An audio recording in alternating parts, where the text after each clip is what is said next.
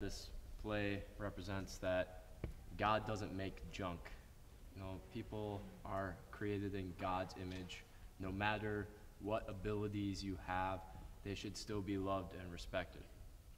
I actually recently started working at ACR Homes, working with disabled individuals, and it's really great to see how even with a disability, or like whether it's mental or physical, they can still have a great quality of life, and just being able to interact with those people and get to know them, it's just really been a blessing in my life.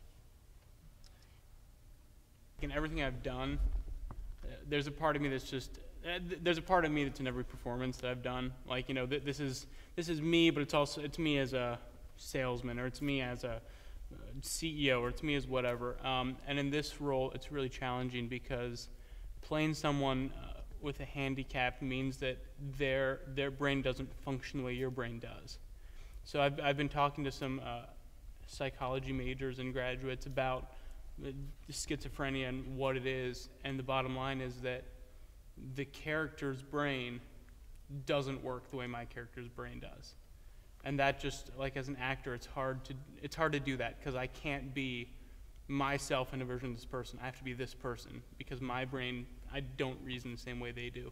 And so that's been really challenging, and it's exciting every night to try and dive into that a little more, and to become this other person more so, not only in a vocal inflection and in movement, but just in mentally how they process things. I've had some really cool interactions actually with my roommate's sister, who has Joubert syndrome. Hopefully I'm pronouncing that right. And she is just a sweetheart. Like, when I talk to her and interact with her, like, she's just a sweetheart at heart, but sometimes she just says the most blunt, hilarious things, and you're just like, oh my goodness, like, you just said that out loud, and you don't really know how to take it. But for physical, like, action for my character, a lot of what I've been taking is just little stuff I've picked up on her, and then just kind of going through the mental process, an emotional process as the character. I've actually been talking to my roommate a lot about just how she processes things, and how when she reacts to maybe a stressful situation or a really joyful situation, how she reacts. And it's been a blessing to just know her, because I've known her for almost 2 years, and just to take that and present it on stage in a respectful way, and it's wonderful.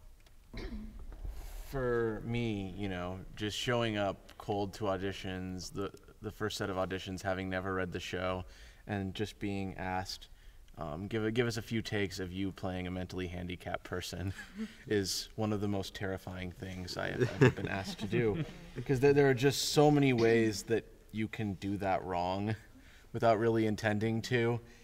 And so I made sure that when I got called back, that I had read the script and kind of had an idea kind of had a better idea of the characters and what I was going to do then. I'm the only one who's not inhibited by, a handicap, and so I just get to draw a lot more from myself. And then when I walk off stage, and I'm like, well, that sucked. And I'm like, how do these guys do it, My part's originally written for a short, overweight African-American man, so it's challenging, to say the least. So every once in a while that doubt still creeps up, and I'm like, what am I doing playing this role? I do not match that description. There were times when I'd walk off stage and just be like, what am I doing? Like, I